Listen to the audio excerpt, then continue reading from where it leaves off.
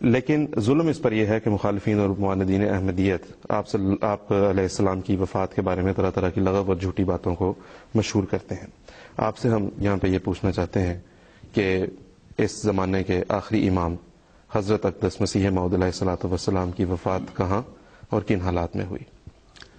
صاحب، یہ آپ نے بالکل صحیح فرمایا کہ یہ ایک بڑا ہی اہم سوال ہے جس کو بہت بڑھا چڑھا کر ہمارے غیر احمدی احباب بہت ہی غلیظ اور رقیق قسم کے الفاظ استعمال کرتے ہوئے بیان کرتے ہیں، اور بلا وجہ ایک ایسی بات بیان کرتے ہیں جو سراسر ظلم اور ناانصافی ہے. اس سوال کے بنیادی طور پر دو حصے ہیں. ایک تو یہ کہا جاتا ہے کہ آپ کی وفات کس جگہ پر ہوئی.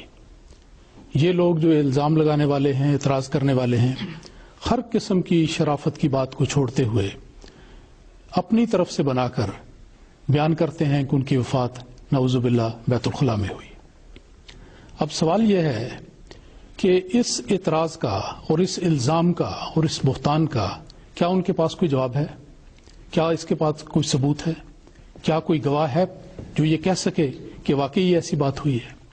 حقیقت یہ ہے کہ ہم یعنی اپنے جذبات پر قابو رکھتے ہوئے کہ ہماری زبان سے کوئی سخت لفظ نہ بیان ہو، میں یہ کہنا چاہتا ہوں کہ حقیقت میں یہ ایسا افطرا ہے جس کی کوئی بھی بنیاد نہیں.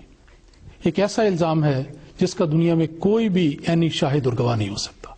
کوئی نہیں کہہ سکتا اور کبھی نہیں کہہ سکے گا کہ یہ بات امر واقع ہے.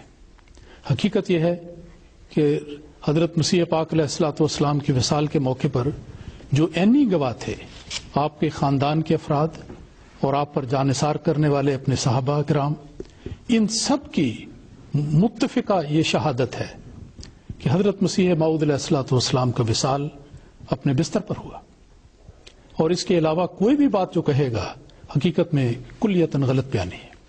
تو اس سے زیادہ کوئی الفاظ میں سخت نہیں کہنا چاہتا، کیونکہ اگر دوسروں کو ہمارے جذبات کا احترام نہیں تو کم از کم ہمیں شرافت کی زبان میں کوئی ایسی بات نہیں کہنی چاہیے جو ان کے لیے دل آزاری کا موجب ہو.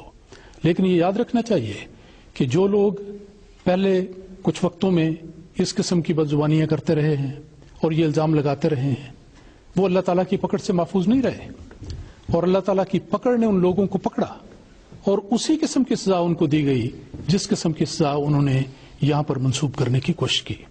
تو آئندہ کے لیے بھی لوگوں کے لیے سبق ہے کہ غلط بات تو اللہ تعالیٰ کو پسندیدہ نہیں.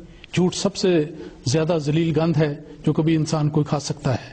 اس لیے اس قسم کی بات سے اجتناب کرنا چاہیے جو کلیتاً بے بنیاد اور سراسر بہتان پر مبنی.